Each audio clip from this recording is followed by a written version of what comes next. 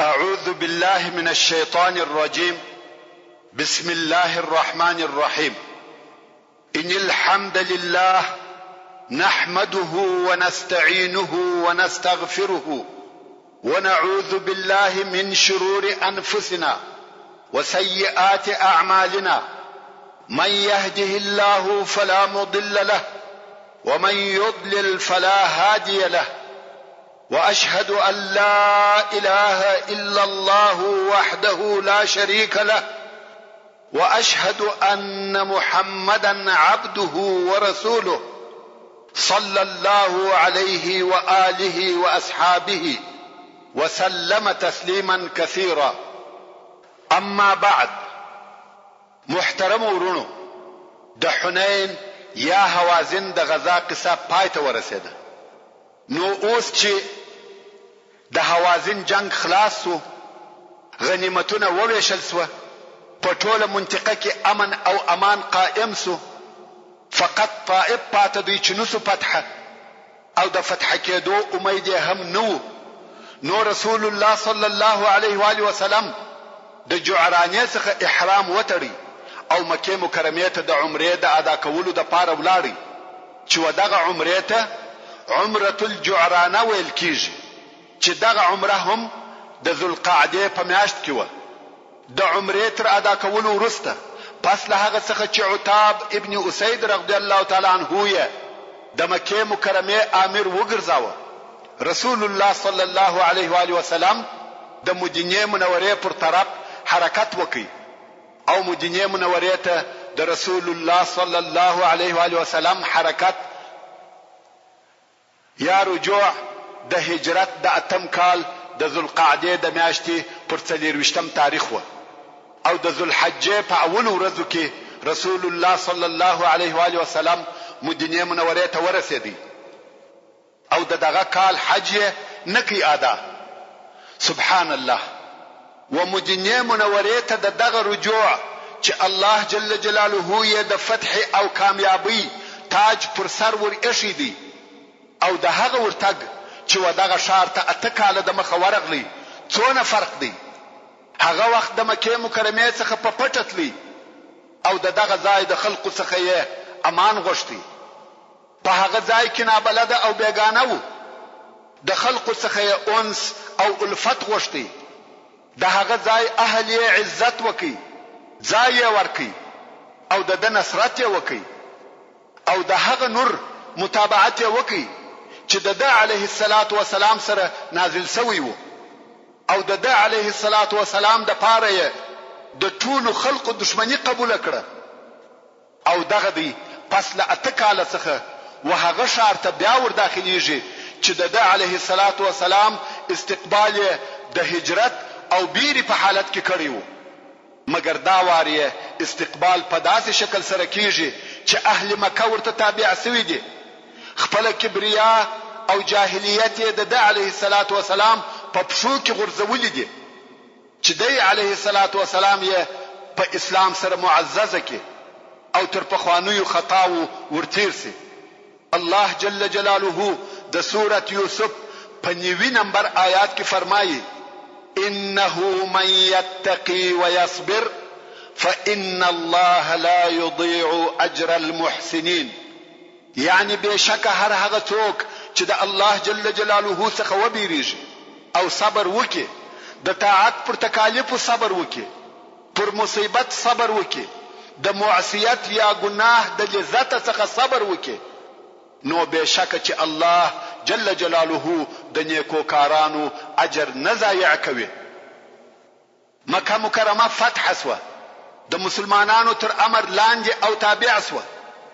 ورونو، د رسول الله صلی الله علیه و آله وسلم د حیات او وجود په آخري درو کلو کې مکه مکرمه د اسلام تابع و، او رسول الله صلی الله علیه و آله وسلم دغه د هجرت په اتم کال کې د حج امیر عتاب ابن اسید رضی الله تعالی عنه وټاکي، چې هم د مکه مکرمه امیر وو او هم د حج امیر وټاکل سو.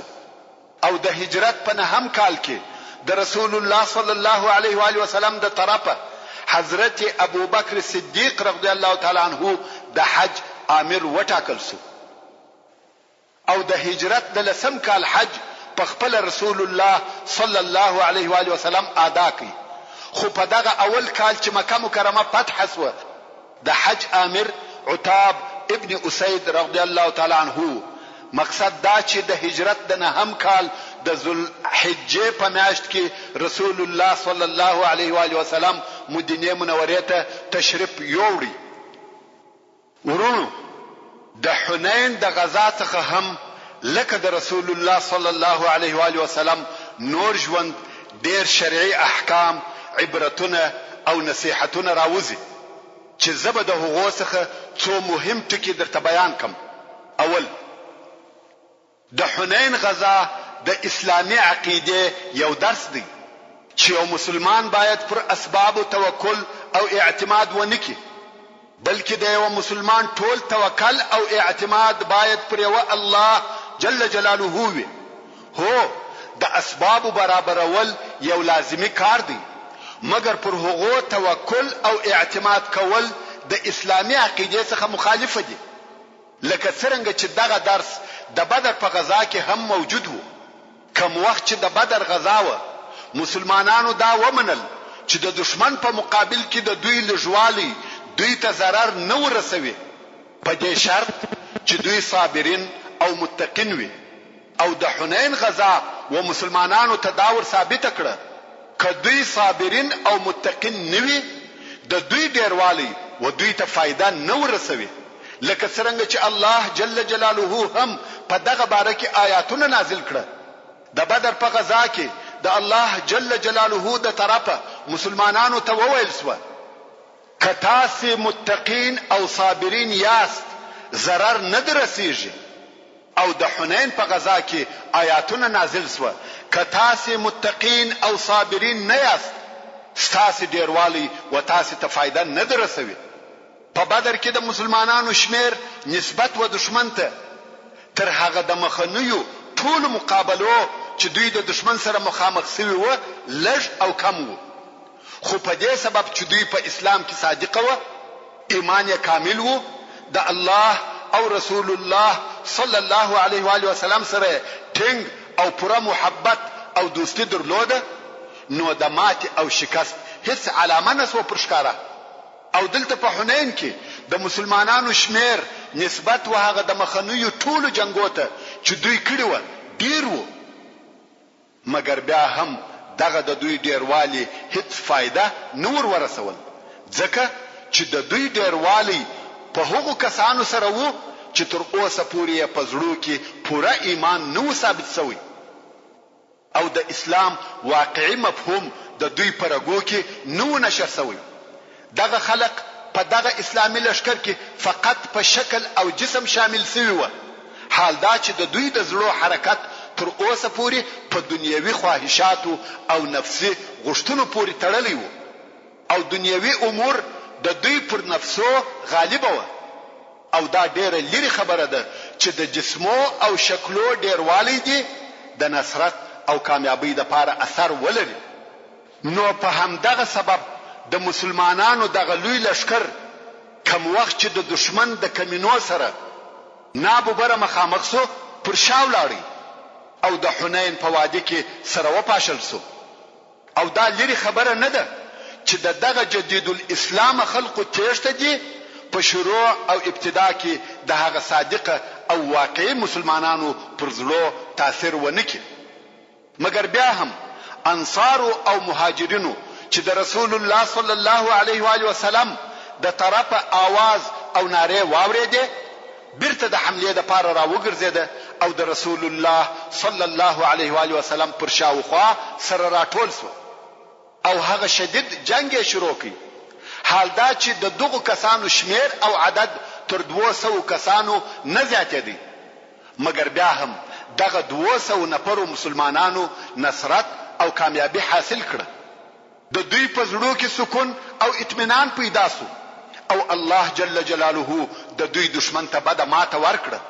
حال دا چې دغه مسلمانان په شروع کې 12,000 نفر و، مګر د خپل ځانو دفاع یې نسوای کولای. دوهم، د مسلمانانو مشر امام یا خلیفہ کولای شي چې د مشرکانو یا کفارو څخه بلکې د اسلام د دشمنانو څخه اسلحه په استعاره سره واخلي.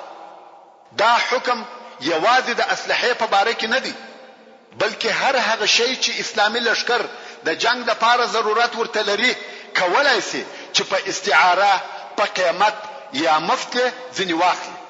او دا هغه کار دی چې رسول الله صلی الله علیه و آله وسلم په دغه غزا کې وکړي، چې د صفوان ابن امیه څخه چې په دغه وخت کې مشرک هم وو اسلحه په استعاره سره واخیسته.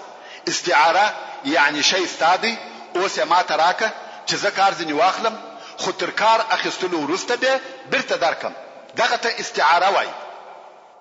نو د رسول الله صلی الله علیه و آله وسلم د دغه کار څخه په صورت عموم سره دا حکم را استلای سو چې د جنگ په وخت کې مسلمانان د کفارو څخه یا په کفارو سره کومک غوښتلای شي کیا. جواب: په کفارو سره کومک پر دوه قسمه دی.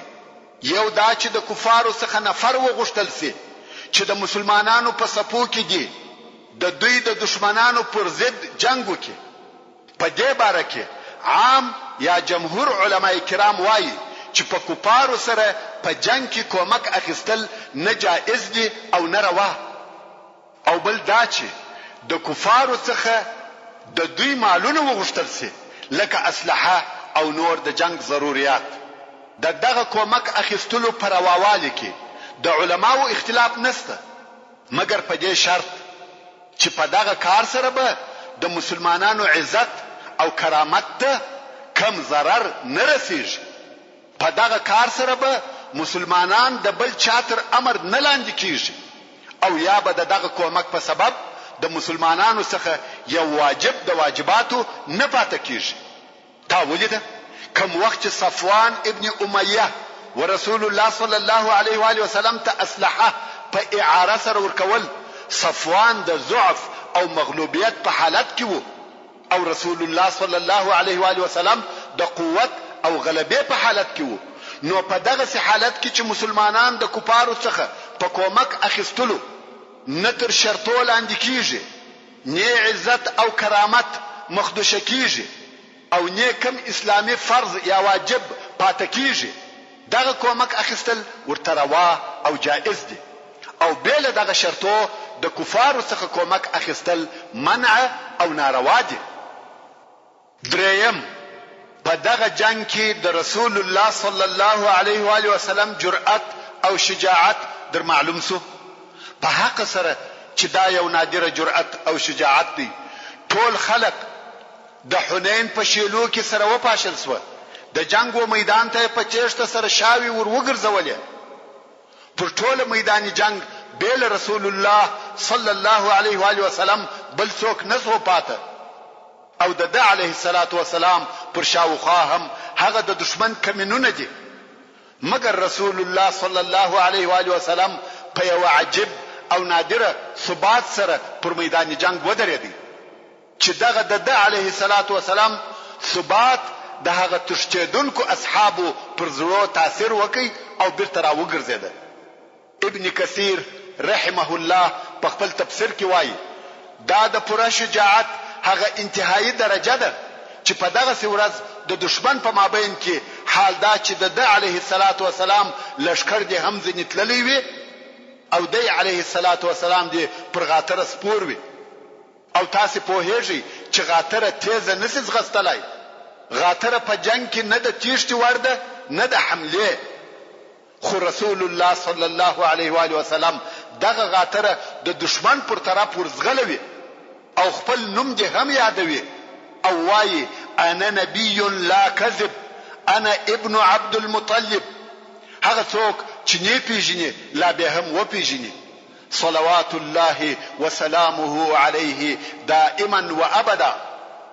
دا ټول بل څه نه و بل اعتماد او توکل پر الله جل جلاله، او دا یقین وو چې الله جل جلاله به نصرت ورکي او هغه رسالت به پراسي چې د هغه د پاره د علیه الصلاة والسلام را لېږل شوی دی، او د علیه الصلاة والسلام دین به پر ټولو ادیانو قوي او غالب شي.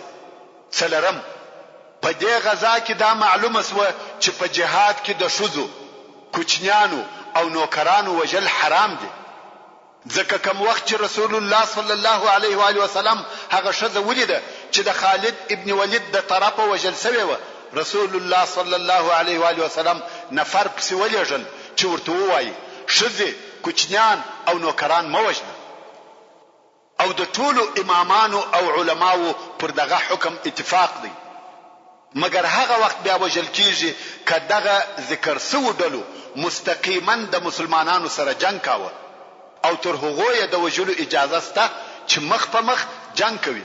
که وتښتېده یا یې وځغسته بیا به هم مسلمانان ځینې راګرځي او نه به یې وژني. که چیرې کفارو خپلې ښځې او کوچنیان د خپلو ځانو دپاره سپر وګرځول او مسلمانان د کفارو ووژلو ته بې له دې نسوای ورسېدلی چې دغه ښځې او کوچنیان ونه وژني، بیا نو وژنه روا ده. پنځم، د جهاد معنا دا نه ده چې موږ د کفارو سره حسد او عناد لرو، چې پر دغه باندې هغه حالت دلالت کوي چې ځینې صحابه کرامو د طائف څخه د بیرته راتلو په وخت کې ورسول الله صلی الله علیه و آله وسلم ته وویل یا رسول الله وثقبت شراوک، او رسول الله صلی الله علیه و آله وسلم وفرمایل اللهم اهدي ثقيفا واتي بهم. الهي وثقفت هدایت وکې او مسلمانان راولې. د دې څخه هدف او مقصد داسو چې جهاد بل شی نه دی بې له دې څخه چې د امر بالمعروف او نهي عن المنکر وظیفه ادا کول دي. او دغه امر بالمعروف او نهي عن المنکر یو د بل په مقابل کې د ټولو مسلمانانو وظیفه ده، او په دغه واسطه سره خپل ځانونه د قیامت د ورځې د ابدي عذاب څخه خلاص کړي. نو د دې جهته د مسلمانانو دعا و نور قومو او خلقو ته باید د هغو د اصلاح او هدایت دپاره وي. یعنی که غواړې چې کفارو ته شرا وکې، د شرا پر ځای د هدایت غوښتنه کوه، ځکه د جهاد د مشروعیت څخه هم دغه مقصد او حکمت دی. شپږم، په دې غزا کې موږ د انصارو فضیلت ولیدی او دا مو ولیده چې رسول الله صلی الله علیه و آله وسلم د دوی سره څونه محبت لري. رسول الله صلی الله علیه و آله وسلم صادق المصدوق دی چې فرمایي شیطان د ابن آدم د وینو پرګو کې ګرځي. شیطان غوښته چې د انصارو د ځینو اشخاصو په زړو کې د رسول الله صلی الله علیه و آله وسلم پر هغه سیاست او حکمت یو څه اعتراض پیدا کی چې د غنیمتو په ویشلو کې عملی کی. شاید شیطان ډیر دا کوشش کړی وي چې په انصارو کې دا تشویش پیدا کی چې پر رسول الله صلی الله علیه و آله وسلم د خپل قوم او خپل وطنوالو محبت غالب سو او د هغو په مقابل کې انصار هیر کړه. مګر کم وخت چې رسول الله صلی الله علیه و آله وسلم ته دغه خبر ورسېدی، رسول الله صلی الله علیه و آله وسلم و دوی ته څه وویل؟ د رسول الله صلی الله علیه و آله وسلم هغه بیانیه چې دغه وسوسو په مقابل کې دوی ته ایراد کړه د رحمت او عالی ذوق معانی ځینې راتویږي. د انصارو سره د شدید محبت مشاعر ځینې اوري، او په عین حال کې په دغه بیانیه کې داسې زړه دردونکي دلایل هم شته چې دی علیه الصلاة والسلام د داسې چا د طرفه څخه د هغو په هیرولو سره متهمیږي چې هغه قوم و د علیه الصلاة والسلام ته تر هر چا خوښ او محبوب قوم دی. وروره ته یو وار نه بلکې څو واره د رسول الله صلی الله علیه و آله وسلم هغه بیانیه واوره او فکر پکې وکړه. ته به ووینې چې په هغه بیانیه کې د زړه خفیف حرکتونه یا غورځېده پکې شته. ته به ووینې چې په هغه کې هغه لطیف او الطف احساسات شته چې دغه خفیفو قلبي حرکتو د انصارو مشاعر وشورول. شدید تکان یې ورکړه چې په دغه شورولو سره یې هغه وسوسې چې د دوی په مشاعرو پورې مشتي وي ځینې ټک وهلې، لرې یې کړې. زړونه او مشاعر یې په دغه ټک وهلو سره د وسوسو څخه ورپاک کړه. نو ځکه د دوی آوازونه په ژړا سره پورته سوه. دوی په خپل نبی خوشاله سوه په دغه تقسیم کې په خپل حصہ سره فخر کاوه. د رسول الله صلی الله علیه و آله وسلم په مقابل کې مال، پسونه او اوشان څه شي دي؟ دا چې دوی د رسول الله صلی الله علیه و آله وسلم ملګری وي او رسول الله صلی الله علیه و آله وسلم د دوی ملګری وي او خپل وطن ته ځي او د رسول الله صلی الله علیه و آله وسلم ژوند او مرګ د دوی په مابین کې وي او د رسول الله صلی الله علیه و آله وسلم پر وفا، خالص محبت او دوستی تر دې لوی دلیل چیرې دی چې رسول الله صلی الله علیه و آله وسلم خپل وطن او د زیږیدلو ځای پریږدي او د ژوند پاتې شپې د دوی په مابین کې تیروي. تر دې چې هم ورتیر سو کله بیا د رسول الله صلی الله علیه و آله وسلم په ترازو کې مال د عزت او محبت دلیل وو. یعنی دا چې رسول الله صلی الله علیه و آله وسلم و چاته مال ورکي هغه پر ګران دی او کې چاته مال ورنکي نو هغه هیر کی او محبت نور سره لري. هو رسول الله صلی الله علیه و آله وسلم و قریش ته ډیر مالونه او غنیمتونه ورکړه. آیا دغه مالو څخه د خپل ځان د پاره هم یو شی کښېښاوه او کې خپل ځان هم لکه انصار په خالی لاس ویستی؟ هغه خمس چې الله جل جلاله یې د مصرفولو اختیار د رسول الله صلی الله علیه و آله وسلم په لاس کې ایښی وو، هغه د هغه شاوخوا پر اعراب وویشي: صلی الله علیک یا سیدی یا رسول الله وعلى أصحابك البررة من الأنصار والمهاجرين وجمعنا تحت لوائك المحمود وجعلنا مع أولئك الذين سيلقونك على الحوض يوم القيامة. ورونو د رسول الله صلی الله علیه و آله وسلم د هر ورځ د اقوال او اعمال څخه پسلهاو احکام، عبرتونه او نصيحتونه راوځي او را استل کېدلای شي. خو زبه په دغه لږ کفایت وکم. په دغه وخت کې چې رسول الله صلی الله علیه و آله وسلم د حنین د غزا او د جعرانیه د عمره څخه بیرته مدینه منوره ته ولاړی، یو لوی حادثه پیښ شوه چې دغه حادثه پر بنی ثقيف او اهل طائف ډیر لوی اثر وکړ. هغه دا چې عروه ابن مسعود الثقفي چې د طائف عمومي مشر او رئیس وو، دا هغه سړی دی چې مشرکانو به ویل که قرآن پر یو دغه دوه نازل سوی وای چې دوه لوی او معتبر خلق دي، موږ منی او متابعت مو یې کاوه چې یو د هغه دوه نفرو څخه دغه عروه ابن مسعود الثقفي وو او بل یې ولید ابن مغیره وو چې د خالد ابن ولید پلار دی او د مکه مکرمه دی.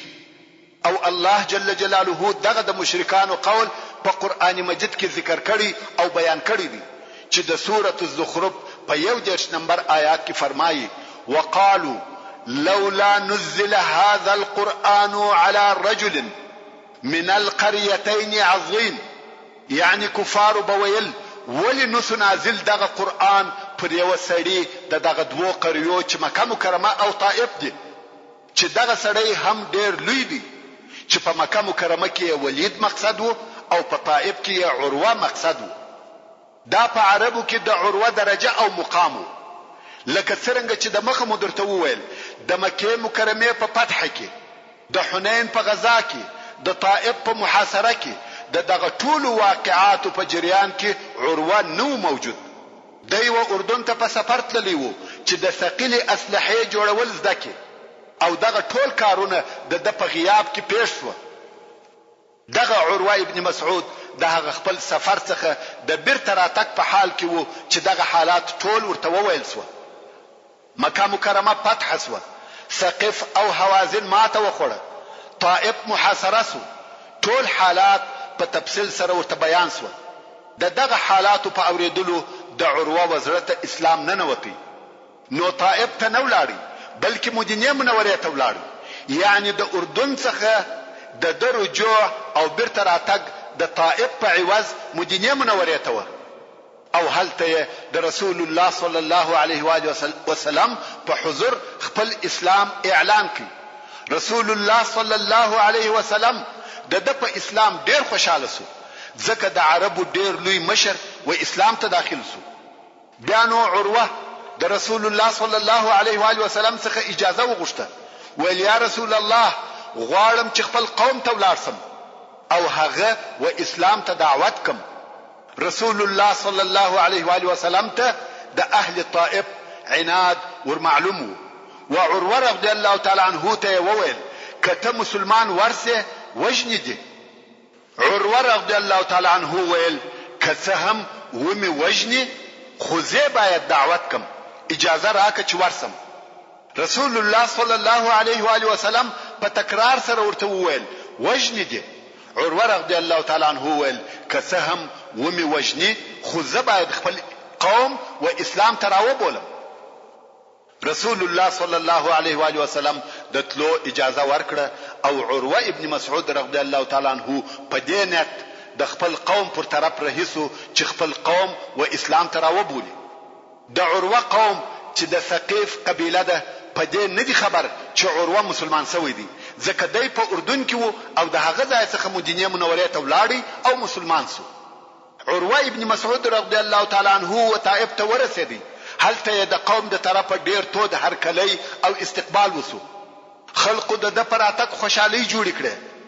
د طائف د مشرانو دا عادت وو چې د سفر څخه براغله اول به هغه خپل بت لات تورتله سجده به ورته کول، ځان به د تبرک د پاره پوری مشي، بیا به کوروته تله. یعنی د مخه تر دې چې کوړه ولاړ سي د دوی په اصطلاح ربط ته به ورتله. مگر عروه ابن مسعود رضی الله تعالی عنہ چې را ورسېدی خلقو یې استقبال وکي، دی ربط نه ورغلی بلکې خپل کور ته ولاړی. خلق په تعجب کې سو. بیا یې سره وویل د اوږده سفر څخه راغلی دی، شاید ستړی وي.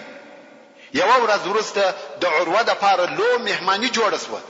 د ثقيف ټول مشران ورسره ناست دي. د دوی په دعوتولو و اسلام ته شروع وکړه. هغه د په جواب کې بدویل شروع کړه. هغه د رتبه او مرتبه په سبب یې وهل او ټکول ور نکړه، فقط په بدو الفاظو یې کفایت وکړي. عروه رضی الله تعالی عنه و اسلام ته د دوی د دعوت اراده کړې ده. نور هم غواړي چې په هر طریقه سره وي خپل قوم و اسلام ته دعوت کړي او د اسلام شعائر ښکارا کړي. نو کوم وخت چې د لمانځه وخت عروه د خپل کور پر بام وختي او په اذان یې شروع وکړه. د اسلام اذان کوي. د ثقيف نور مشرانو زیات صبر نسوای کولای و بیرېده چې د په واسطه به ټول ثقيف مسلمانان سي. نو هغه نور مشرانو زیات صبر ونکي او عروه رضی الله تعالی عنہ دغه د اذان کولو په وخت کې په غشو وويشتي او شهید یې کړ. عروه ابن مسعود الثقفي رضی الله تعالی عنہ په داسې حال کې شهید شو چې خپل قوم یې د الله جل جلاله و دین او اسلام ته رابلی. اوس د ثقيف مشکلات نور هم ډیر سو. د طائف څخه د بیر نسی وتلای ځکه په هر ځای کې مسلمانان سته او موجود دي. نو د طائف خلقو مشوره سره وکړه چې باید څه وکړو. اخر یې پر دې اتفاق سره وکړي چې باید مسلمانان سو. مگر هو اسلام قبلوو خو په شرطو. مسلمانان به زموږ شرطونه قبلوي نو موږ و اسلام ته داخليږو او شرطونه هم په خپل مابین کې سره معلوم کړه چې زموږ شرطونه دغه دي. نو یو ډله د کنانه ابن عبد یالیل په مشرۍ مدینه منورې ته ولېږل. دوی چې مدینه منورې ته نږدې سو مغیره ابن شعبه رضی الله تعالی عنہ ولیده چې دی هم د ثقيف د قبيله وو. نو یې د دوی استقبال وکي او دا یې هم وروښول چې د رسول الله صلی الله علیه و آله وسلم سره د ملاقات په وخت کې باید د اسلام سلام ورته ووایاست. خو دوی دا کار ونه کړ بلکې هغه د جاهلیت سلام یې ورته ووایه. رسول الله صلی الله علیه و آله وسلم د ثقيف یا طائف د خلقو په ورتګ خوشاله سو او د دوی د پاره په مسجد کې خیمه ودرولې. دا د دې لپاره چې قران واوري او د مسلمانانو المنځ وویني. د طائف ډله څو ورځې په مدینه منوره کې پاتې سو چې د رسول الله صلی الله علیه و آله وسلم سره به خبرې کولې او رسول الله صلی الله علیه و آله وسلم به هر شپه د ماخوستان تر مانځه وروسته د دوی خیمو ته ورتلی او هلته به د خبرو د پاره دون ورته ولاړو چې پښې به وچسوي کله به پر یو پښه تکیه کول او کله پر بل پښه. یو نفر د عثمان ابن ابي العاص په نامه هم دغه د طائف په ډله کې وو او تر ټولو په عمر کم وو. کوم وخت چې به دغه د طائف خلق د رسول الله صلی الله علیه و آله وسلم و مجلس ته د خبرو د پاره ورتله، دی به په خپل ځای کې پریښاوه چې د دوی سامانونه ګوري. بیا چې به دغه ډله د رسول الله صلی الله علیه و آله وسلم د مجلس څخه راغله او د غرمې په وخت کې به بدسوه، عثمان ابن ابي العاص به ورسول الله صلی الله علیه و آله وسلم ته ورغلی. د دین پوښتنې به ځینې کولې او قران مجید به ځینې زده کاوه. ورسول الله صلی الله علیه و آله وسلم ته دغه د عثمان ابن ابي العاص ورتګ څو واره وو، څو په دغه موده کې د دین ډیر احکام زده کړه. او کبه ولیده چې رسول الله صلی الله علیه و آله وسلم د راحت د پاره کور ته تللی دی، نو به ابو بکر صدیق رضی الله تعالی عنہ ته ورغلی او دین به زده کاوه. خو دغه خپل حال د خپل ملګرو څخه پټاوه، هغه په حال نه خبرول. د رسول الله صلی الله علیه و آله وسلم دغه د دین سره د علاقه ډیره خوښه شوه او دای هم پرګران وو. څو چې په آخر کې د ثقيف د ډلې وزړو ته اسلام نه نوتی، نو یې رسول الله صلی الله علیه و آله وسلم ته وویل: یا رسول الله، موږ اسلام قبلو مگر په شرطو. رسول الله صلی الله علیه و آله وسلم و فرمایل: شرطونه مو څه دي؟ دوی ویل: موږ یو قوم یو چې همیشه سفرونه کوو او په سفر کې د زنا کولو څخه چاره نه لرو، نو د زنا اجازه برا کوي. رسول الله صلی الله علیه و آله وسلم و فرمایل: هغه دین چې په هغه کې زنا وي هغه دین نه دی. الله جل جلاله فرمایي: ولا تقربوا الزنا انه كان فاحشه وساء سبيلا. زنا ته مور نږدې کېږي، بشکه چې دغه زنا فاحش کار او بدلار ده. اهل طائف ویل: نو نه مسلمانیږو. رسول الله صلی الله علیه و آله وسلم و فرمایل: زه هم داسې اسلام نه در څخه قبلوم چې په هغه کې د زنا وي. دا ډله ولاړه سوه او بیا مشوره سره وکړه، ویل تر زنا به تیر سو. بیا راغله ویل: یا رسول الله، مسلمانیږو په دې شرط چې د شراب چښلو اجازه به راکوي، ځکه دغه شراب زموږ د مځکې شربت دی، موږ د هغه څخه چاره نه لرو. رسول الله صلی الله علیه و آله وسلم و فرمایل: شراب الله جل جلاله حرام کړی دی و هیڅ چاته د هغه د چښلو اجازه نه ورکوم. رسول الله صلی الله علیه و آله وسلم پر اسلام او د هغه پر احکامو ټینګ ورته ولاړ دی، تر هیڅ شي نه ورتیریږي. دوی ولاړ سي هلته مشوره وکي او بیا راسي، خو فائدہ نه لري. بل وار بیا راغله او ویل: یا رسول الله، تر هغه نور خبرو به موږ تیر سو مگر د سود یا ربا اجازه به راته کوي. رسول الله صلی الله علیه و آله وسلم و فرمایل: بلا قید او شرط به مسلمانیږي.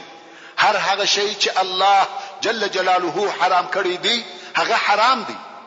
د الله جل جلاله په دین کې تر هیڅ شي نسم تیرېدلی. اهل طائف بیا ولاړ سو او پس له مشورې بیا راغله ویل: یا رسول الله، اسلام قبلو صحیح ده، زنا را باندې حرام که، شراب او سود را باندې حرام که، مگر المنز را معاف که، المنزونه نکو. رسول الله صلی الله علیه و آله وسلم و فرمایل: په هر هغه دین کې چې المنز نوي خیر پکښ نسته.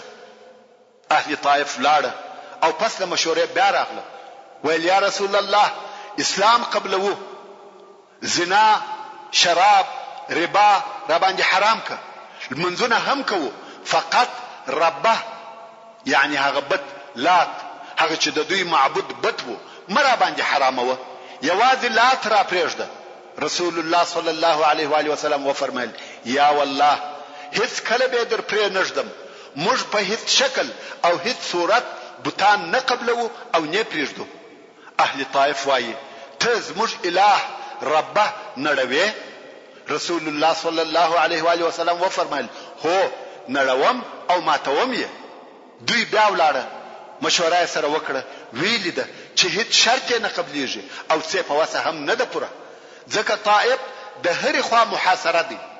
طائف داسې ځای نه دی لکه نورې لرې قبیلې، بلکې طائف و مکې مکرمې ته ډېر نږدې دي او مکه مکرمه هم د مسلمانانو تر تصرف لاندې ده. اهل طائف ولیده چې بې له تسلیمېدو بله لار نه ده پاته. پس له مشورې راغله او ویل یا رسول الله موږ اسلام ته داخلیږو، خو فقط دغه یو شرط مو ومنه. رسول الله صلی الله علیه و آله وسلم وفرمایل هغه شرط مو څه دی؟ ویل هغه دا چې ربه لات هغه د دوی بت موږ نه نړو، بل څوک به نړوي. رسول الله صلی الله علیه و آله وسلم وفرمایل هو دا شرط مو منم، بل څوک به درولېږم چې وې نړوي. بیا نو د طائف ډلې د رسول الله صلی الله علیه و آله وسلم څخه د تلو اجازه واخیسته. رسول الله صلی الله علیه و آله وسلم هم اجازه ورکړه. د دوی عزت وکړي او په ښه طریقه سره یې رخصت کړ او د دوی امیر یې عثمان ابن ابي العاص رضی الله تعالی عنه وټاکه. ځکه رسول الله صلی الله علیه و آله وسلم د اسلام پر زده کولو د هغه حرص ولیدي او په دغه وخت کې د قران مجید څو سورته هم په یاد کړی و. بیا نو رسول الله صلی الله علیه و آله وسلم په دوی پسې یو ډله د هغه ربه یا لات د نړولو او ماتولو د پاره ورولېږل چې دغه ډلې مشر خالد ابن ولید رضی الله تعالی عنه او په دې ډله کې مغیره ابن شعبه رضی الله تعالی عنه، ابو سفیان ابن حرب رضی الله تعالی عنه هم و چې هغه د دوی رب ورونړوي. د ربه د نړولو په وخت کې د طائف شذ راووته او پر هغه خپل معبود په حسرت سره جړل چې نړول کیږي. مغیره ابن شعبه رضی الله تعالی عنه کولنګ واخیستی او خپل ملګرو ته وویل والله نن ورځ به مو پر ثقيف وخندوم. نو هغه د بت د خونی دروازې ته چې اول کولنګ ور سره کوي خپل ځان پر ځکه واچاوه او لغړي. یو ور په اهل طائف کې نارې شوه چې الله مغیره ورکی او ربا ووشي. مغیره ابن شعبه رضی الله تعالی عنه برته جګ ودرېدی او ول الله مخارکه دغه بت د بری او کودر کې دی او بیا د هغه خونی دروازه ووهل او ماته کړه. د مغیره ابن شعبه رضی الله تعالی عنه کولنګ پلاس کې دی او بت وهي. هر واره چې پر وکی ابو سفیان د هغه شذ د غم او جړا پېښې کوي او د هر واره سره ودغه بت توایي آهن لک واهن لک. د طائف خلق ویل اوس ورته ګوري کې ربا ونړاوه نو موږ اسلام ته داخليږو او که ربا دی ووجي نو اسلام نه قبلو. دوی سره پېژدي. اوس نو ټول اهل طائف او ثقيف سره راټول سوي دي و مغیره ابن شعبه رضی الله تعالی عنه ته ګوري چې څه ورته پیښیږي. مغیره ابن شعبه رضی الله تعالی عنه د بت په وهلو او نړولو شروع وکړه او هغه د دوی په حضور مات او ټوک ټوک او د دوی هغه الہ او معبود یې ورمات کی چې په سوو کلو یې د هغه عبادت کړیو. کوم وخت چې ربه یا لات مات او ونړول سو نو اهل طائف ټول و اسلام ته داخل سو. د رسول الله صلی الله علیه و آله وسلم هغه دعا قبول سوی و چې ویل اللهم اهدي ثقيفا واتي بهم. اوس نو د عربو لوی لوی قبیله اسلام ته داخل سوی چې د هغې جملې څخه یو هم د ثقيف قبیله و. ستابه په یاد وي دا هغه ثقيف یا اهل طائف دي چې رسول الله صلی الله علیه و آله وسلم د دعوت لپاره هلته ورغلی وو او دوی په ډیره بده طریقه سره استقبال وکړي او په ډیره بد اخلاقی سره د خپل شار څخه وېستي. خپل کوچنیان او ناپوهان امر کړ چې رسول الله صلی الله علیه و آله وسلم په دبر ولي او پسخندونه په وهي پر مبارک پښوی په دبرو وشتي او د علیه الصلاة والسلام د پښو څخه ویني بهیدلې. دا هغه ثقيف دی او نن ورځ مدینه منوره ته ورغله د الله جل جلاله دین ته په صداقت او اطاعت سره داخل شو. ستابه په یاد وي په کوم ورځ چې رسول الله صلی الله علیه و آله وسلم د طائف څخه بیرته مکه مکرمه ته تلی زید ابن حارثه رضی الله تعالی عنه چې د رسول الله صلی الله علیه و آله وسلم ملګری وو او ورته ویل یا رسول الله ته څنګه مکې ته ورځې؟ او دوی ځینې ویستلې.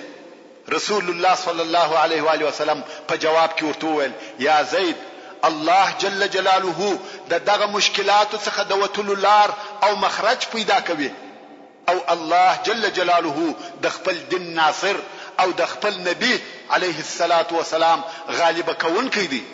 نو ورونو دغه نن ورځ چې تاسو دغه د طائف مسلمانیت ویني او مخکې مو د مکې مکرمه فتح ولیده، دا د رسول الله صلی الله علیه و آله وسلم د هغه قول او هغه خبره تصدیق دی.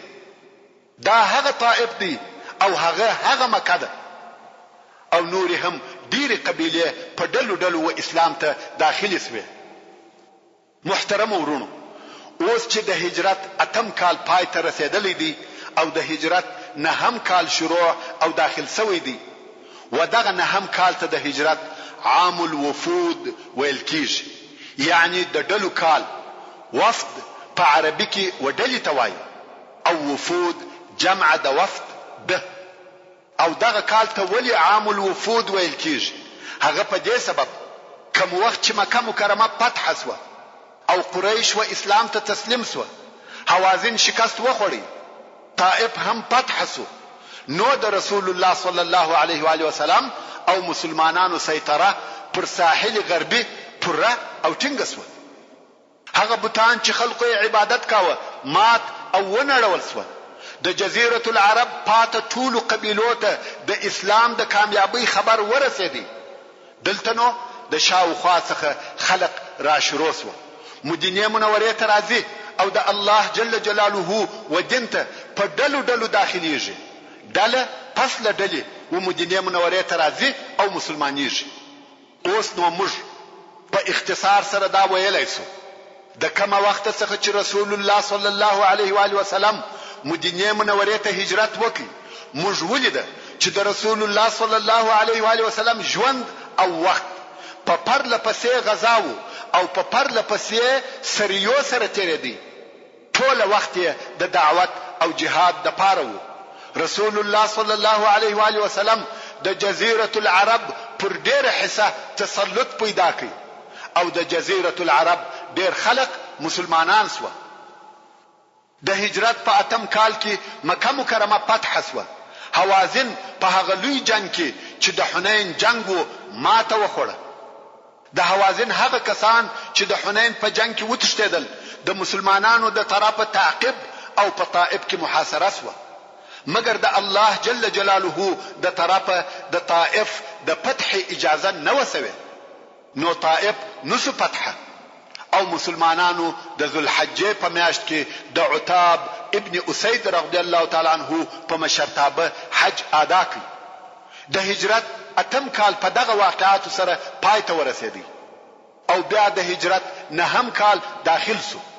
هغه کال چې د سیرت په کتابو کې عام الوفود ورته ویل کیږي، هغه چې د مسلمانېدو د پاره پرله پسې ډلې مدینه منوره ته راتلې. د هجرت د نهم کال د رجب په میاشت کې د تبوک غزا پیښه شوه، مگر هغه ډلې چې مدینه منوره ته د اسلام راوړلو د پاره راتلې ډېر زیات ډلې راغلي دي او مؤرخینو د تاریخ په کتابو کې دغه ډلو دقیق تاریخ یعنی د ورځې او میاشتې معین تاریخ نه دی ذکر کړی. خو یقیني خبره ده چې ځینې ډلې د تبوک تر غزا د مخه راغلي دي او ځینې ډلې د تبوک تر غزا وروسته راغلي دي او د تبوک غزا د هجرت د نهم کال په مابین کې و چې د رجب میاشت و. نو اول به د تبوک د غزا بیان درته وکم او بیا به د ډلو بیان وکم، ځکه د ډلو معین تاریخ لکه د مخه چې مو وویل نه دی معلوم. خو بیا هم د کعب ابن زهیر ابن سلمہ د اسلام قصه په یقیني ډول سره د هجرت د نهم کال په شروع کې و چې هغه قصه داسې ده. کعب ابن زهیر په خپل شاعر او د عربو د هغه مشهور او لوی شاعر زوی دی. خدای مشرک او په اشعار کې به د رسول الله صلی الله علیه و آله وسلم زم او حج وویل.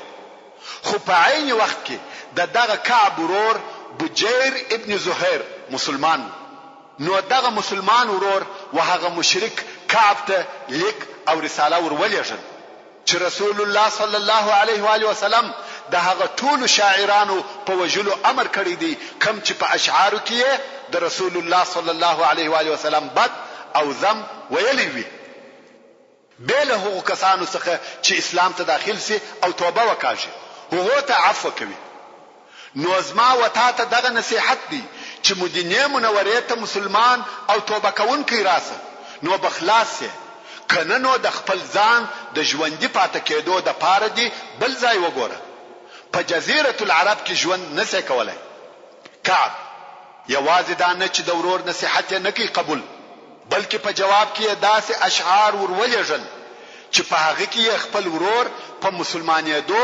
ملامتاوه چې ته وداسې دین ته ور اوښتې یې چې نه دی پلار او نه دی مور پر هغه دین و او نه دی ورور پر هغه دین دی بجیر رضی الله تعالی عنہ دغه د مشرک کعب اشعار ورسول الله صلی الله علیه و آله وسلم ته وویل رسول الله صلی الله علیه و آله وسلم په قهر سو او د کعب په وجلو سره امر وکړي محترم ورونو زموږ د بحث پاتې حسابه ان شاء الله تعالی پراتونکو کې واوري سبحان ربك رب العزة عما يصفون وسلام على المرسلين والحمد لله رب العالمين